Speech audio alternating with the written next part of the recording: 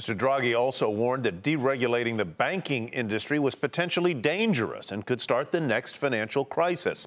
As we reported Friday, President Trump signed a directive asking federal agencies to review the sweeping group of Wall Street reforms embedded in the law known as Dodd-Frank. But as Steve Liesman reports, big rollbacks could meet some big roadblocks.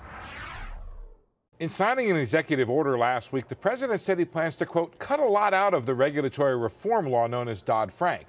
The reality is that changing the law will require a lot more than just his signature on an executive order. First, there's Congress. Jeb Hensarling heads the Financial Services Committee and is a strong supporter of overhauling Dodd-Frank. But he'll have to find common ground with the more moderate Senator Mike Crapo, head of Senate Banking. Overall, the Senate could prove the biggest hurdle. During the period when the Republicans were in power in Congress before this, they never moved for the total repeal of it the way they did with health care.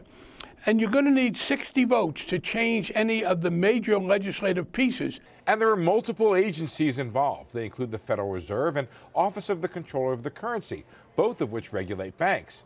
But there are many more. And the issues are complex.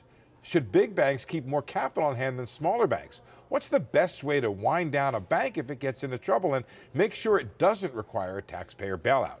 Not every change requires changing the law. The president, for example, can appoint people who can enforce it less stringently. But for at least the next year, President Trump will have to deal with Fed Chair Janet Yellen, who is not opposed to all Dodd-Frank reforms, but has generally supported them. And then there's the question of what exact problem President Trump is trying to fix. I have so many people, friends of mine, that have nice businesses. They can't borrow money. They just can't get any money because the banks just won't let them borrow because of the rules and regulations. But the data show banks are lending pretty strongly right now. And a key small business survey shows that few business owners have trouble getting credit.